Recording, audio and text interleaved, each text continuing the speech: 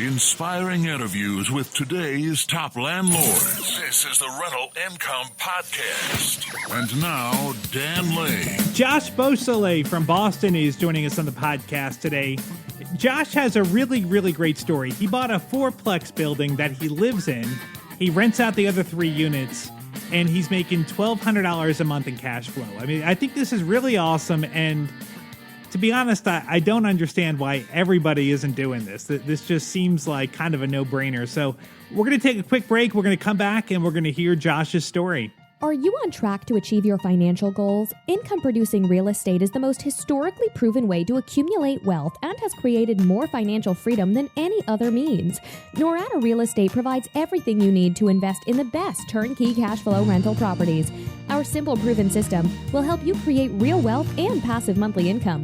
Get your free strategy session with our knowledgeable investment counselors at noradarealestate.com. That's NORADA realestate.com. Josh, take me back. What got you first interested in buying a rental? Thank you, Dan. My family has been involved in rental properties on the buying and the management and the upkeep, and so I grew up with that and really developed a taste for it, and have been moving towards that as my primary profession. I really enjoy it. I love it. Now you have a fourplex right now, and so you're living in one of the units and you're renting out the other 3. What made you want to buy a fourplex over buying a single family or a duplex? The fourplex, that's all correct. The fourplex has great cash flow through turnover. If 80% occupancy is a great number, the fourplex allows you to withstand some tenants moving out, some non-paying rents, and still maintain a really high level of occupancy. Yeah. In a 4-family, I could cycle out the tenants confidently while having at least one other tenant pay the bill. Mm-hmm. So, did the property need a lot of work when you bought it? The work that did need to get done was very advantageous in the negotiating process. Okay. So you were able to say to the owner that, look, you're going to need a new roof or you're going to need this work done, so I'm going to offer you a lower price? That's right. Originally, I offered about $5,000 more than the asking price, so about $375 total to lock down the deal. Something I learned from my father. Once he bit, I went through with the inspector and looking over his shoulder and interviewed the tenants, looked for anything I could and made a very comprehensive list of issues that should be corrected, along with internet estimates, and provided it to the seller. He, of course, balked on most of them, but enough stuck that we really brought down the price. Okay. Now, with when you were fixing the property up, when a tenant would move out, would you try to fix that unit up and raise the rent? Exactly. So rents for the 3 apartments when I first moved in were just enough to cover the pity payment. And pity, that's your mortgage payment, your principal, interest, taxes, insurance. That's correct. Right. And that also includes private mortgage insurance because I used an FHA loan of 3.5%. Mm-hmm. So it was nice to have my bases covered as a rule, but each time a tenant moved out, I raised the rent generally by about 10 to 20%. And today we've got a total rent increase overall in the building of about 30% from when I started. Wow, 30%. That's incredible. Now, what is your payment for the building? Sure. The entire payment, principal, interest, taxes, insurance, was $2,600 when I first bought the property. Rates actually kept dropping, and I refinanced. So now my pity payment is just $2,400.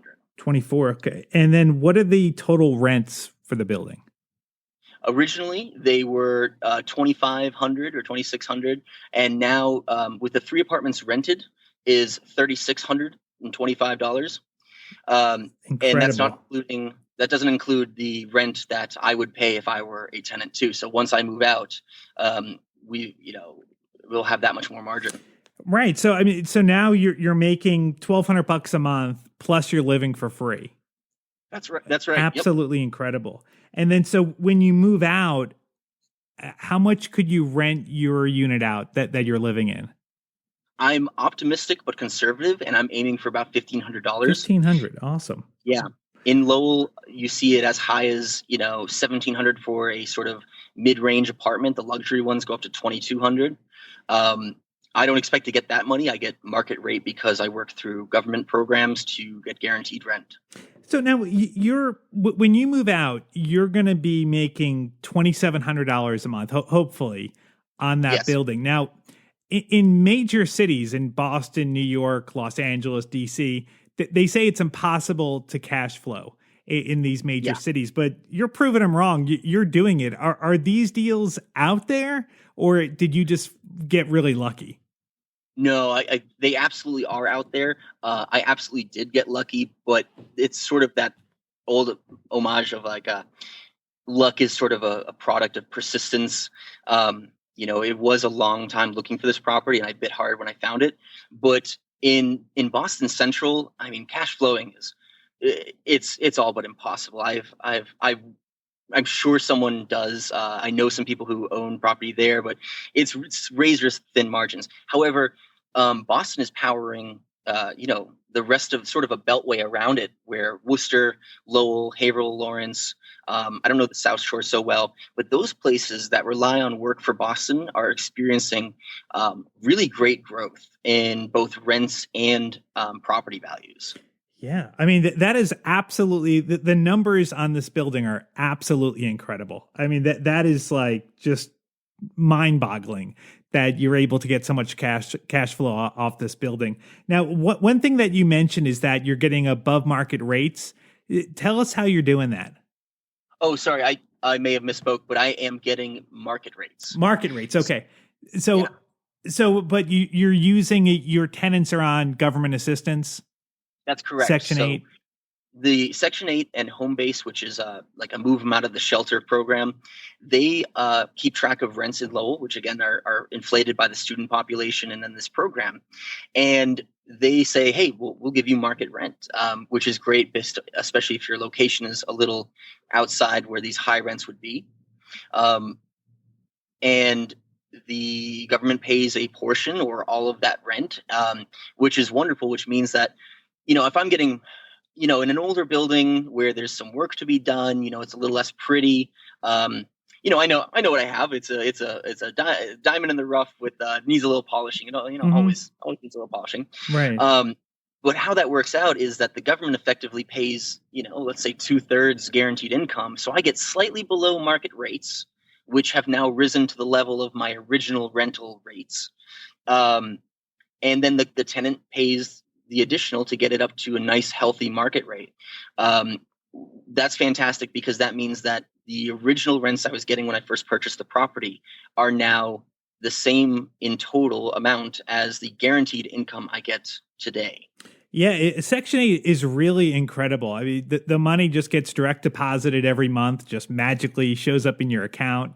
And then you've just got to get a portion from the tenant, which is usually not a big deal. And you haven't had any trouble collecting the tenant's portion? Well, not trouble. Flexibility is required. Okay. These are low income families.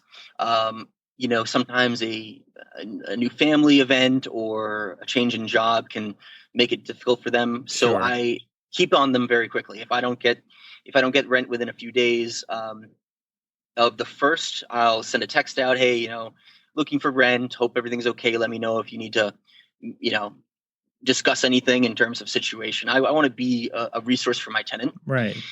Do you charge a late fee if they're late, or do you work with them on that? I do charge late fees. Massachusetts is very interesting in that on the first of the month, rent is due, right? Mm-hmm. But you can't, if they do not pay rent on that day, you can start eviction immediately. But you cannot charge a late fee until 30 days. The rent is 30 days late. Okay. Now, that kind of stinks, but there's no rule on how much you can charge. So it's sort of this double-sided sword. I have in my contracts, which I just executed with a tenant who stopped paying their rent, again, after many tries of, hey, can we work out something out, blah, blah, blah. I charge 25% of my rent as late fee, because, due the second month. Wow. Wow, that's really But steep. Wow. it's steep. I look at my tenant, I look them each in the eyes as they come in, and I say, talk to me. Don't be late with rent, but if you are going to be late with rent, talk to me. Like Right. that's the only thing. Nothing quite gets me like someone who promises without warrant. Hey, I'm going to get you the rent in a week. Like, okay, like week comes and they say nothing, and I have to reach out to them over and over Right. again. What I find is that if it's that second month, and I don't have a lot of experience, but my last tenant, the only one I've had to evict formally, by the time they're paying late fees, the relationship is over. I moved for eviction nowadays. Sure. Yeah. Now, what's it like living with the tenants? Do you feel like you can never get a break, that they're just coming over whenever there's a minor repair issue where they want to talk to you about something? Like they know when you're home. So is that an issue? Yeah, I would say that it's not for the faint of heart because, first of all, if there's garbage in the yard, which a lot of times you get with lower income tenants, who buy apparently a lot of plasma TVs. I'm always cleaning up plasma TV boxes in the yard. I don't know. The last tenant left an iPad in their apartment. I'm like, you can afford this to leave it behind? Anyway, so when you have to walk by your workplace, especially I work a 9-to-5 corporate job too. So when I come home from work, you have to kind of, you see the work that could be done. You have to be able to separate that. But even on a more intimate level, when you're just sitting in your house and you hear doors slam a little harder than they should, and you hear, maybe children running around and something that sounds like something breaking, you think, oh, is that something I'm going to have to deal with? And it can be a little stressful, Yeah. I consider it part of the growing pain of, I don't always plan on living in an apartment building that I'm, renting out, but this is me putting in my dues. I think Right. You have to be ready for that. Sure. What about drama between tenants? Do you ever get caught up in that? Yeah, absolutely. At one point when I first bought the building, I had one tenant whose homeless son would occasionally come by. They were all addicted to very bad drugs that, I found evidence of all over the house, burnt spoons and such. And this homeless person would show up. He'd live there for a few days, and then he'd go upstairs to my other tenant, who was a single woman with 3 children, under 12. And they were dating on and off again. And when they weren't dating, he'd broken their door twice. So to say I got caught up in the drama, I remember very specifically one night. It's like the third time the cops had been there in a week, and he broke through the door and their door won't close. And there's like a little girl sleeping in the living room. And I was like, okay, I had a friend over and I said, dude, I know we're here to hang out, but I'm about to take my door off my hinge and then go put it on their door. So Wow. I literally ripped out my own door, put it on their door so they had somewhere. And I spent the rest of the night cutting a new door that didn't quite fit. So that I could lock my house. You know what I mean? Wow. Yeah. Maybe it's a good thing you are living there. It Yeah, seems like exactly. it's good having some kind of management there to watch and to see what's going on. Exactly. Yeah. At some point, I would love to be that investor who has a semi-sophisticated security system in terms of just video management. But in absence of that, I feel better with an on-site presence, even Sure. with the occasional distress, Yeah. Now, tell me about the process for getting approved for Section 8. What's that like? For Section 8, it's very similar to a regular tenant in that you can advertise it. People will show up and say, do you accept Section 8? Once they announce that they've got Section 8, they'll usually introduce you to their agent. And from there, they'll need a copy of the lease. They'll need a copy of your lead certificate. In some cases, depending on the agent, I think they need a certificate of inspection, which is like a business permit for residentials here in Massachusetts. They will schedule an on-site inspection where an inspector will come onto the property and announce, formally what needs to change in order for you to receive this government income. And then you have to agree to yearly inspections and to maintain the property in a certain legally required manner, really. What are the yearly inspections like? Is it the kind of thing where they're always going to find something no matter what kind of condition the property's in? You know, I found that they're fairly lenient, but they almost always find something because they're really, like screens on the windows. Over the winter, we always end up losing a couple of screens because we have replacement windows, and screens need to be in. Hmm. You know, there's always something little. In one of the bathrooms, they don't use their fan enough, and they get mold on the ceiling sometimes, and it's like you got to spray paint over it with the mold paint. Okay. But generally, and the more I work with them, the more beneficial our relationship becomes. They provide a lot of insight. A lot of times they'll give me heads up on things that are okay, but probably need to be watched for future violations. Hmm. And at the end of the day, when you get that all tucked away, you've got a good property. You have a certain amount of legal protection in that someone's signed off that that you're doing your job and you're providing a safe home for a family. Right. Is it a lot of? Do you look at it as it's a lot of work, or it's a big time suck dealing with Section 8? No, I really haven't found that at all. Okay. It's an initial investment of time and energy and sometimes labor and cost. Once they're in, though, people seem to want to stay. They don't want to go through the process again, and I'm not even sure that they have an outlet to do so, to move apartment to apartment. The checks come every month. Like you said, direct deposit, no worries there. And I haven't really noticed much of a difference between that tenant and a regular tenant. Right. Yeah. Yeah, it's a really, I think, a great way to make sure you're always getting paid for someone that's maybe a little bit risk averse, that is afraid that your tenants aren't going to pay. I think this is a great way to know you're always going to have the money every month. And if you make the place nice, the tenants probably aren't going to want to leave. And it sounds like your places are nice. Right. I mean, I appreciate hearing that. I'll never say no, they're not nice. Cause I try to make it so that I could live in there, and, I'm a young man and still in the last phase of my bachelorhood here. So I've got, pretty lax standards, but we want a clean place, structurally sound, dry.